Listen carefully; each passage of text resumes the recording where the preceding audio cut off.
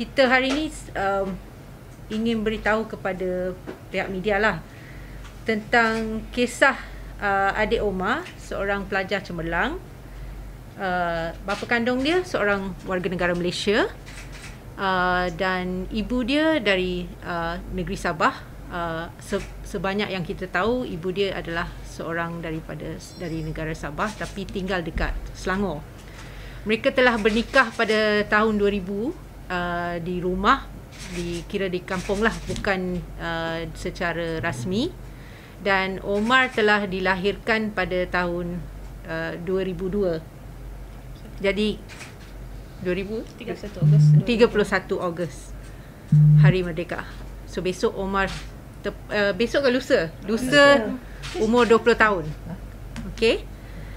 Tetapi malangnya Omar tidak dikenali ataupun diiktiraf sebagai warga negara. Walaupun bapanya seorang warga negara Malaysia dan ibunya, setakat yang kita tahu, kalau ikut tarikh lahir dan sijil lahir, ibunya menggunakan IC dari negeri Sabah. Okey, kad pengenalan Malaysia. Tetapi pada tahun Omar bila dia pergi ke JPN, pihak JPN mengatakan bahawa IC tersebut adalah ada isu, tapi tidak jelas.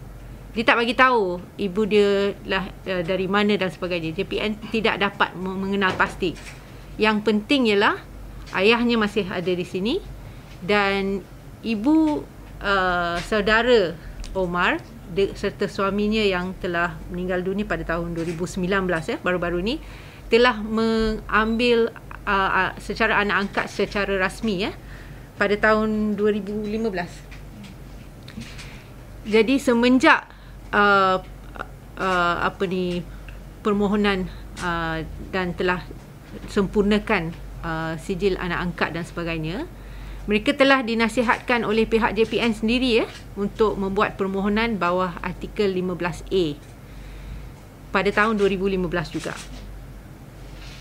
Sekarang tahun 2022.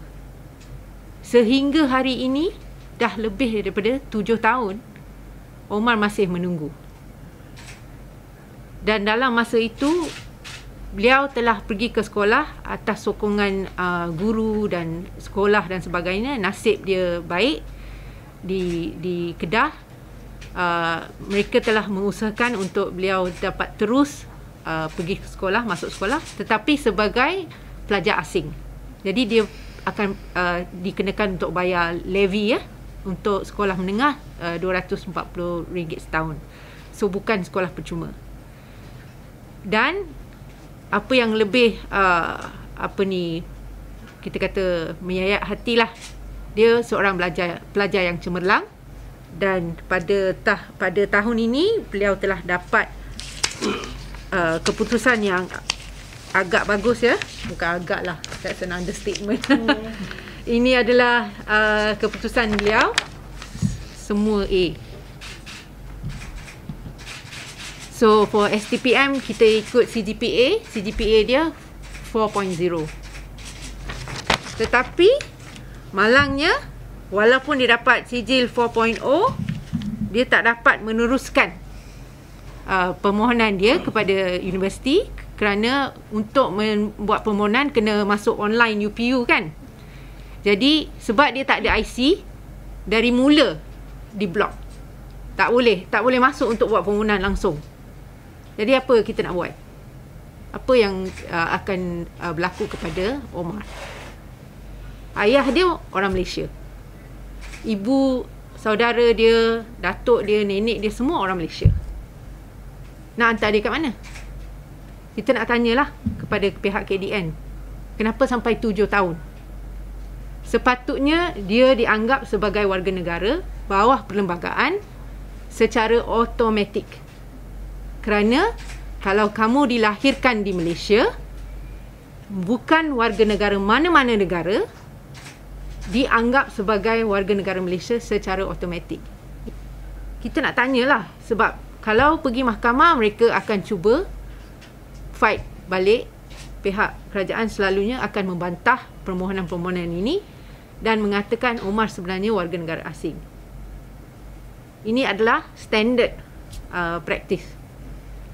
Dan saya sebenarnya selain daripada Omar, sebenarnya ada satu list pending citizenship di pihak Lawyers for Liberty lah yang kita buat ya.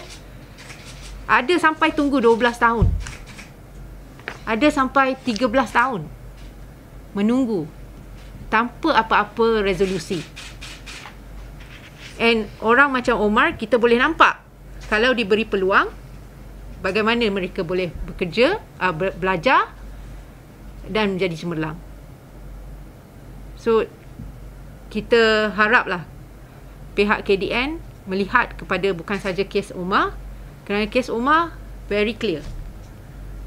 Ini bukan isu di mana ada pekerja asing atau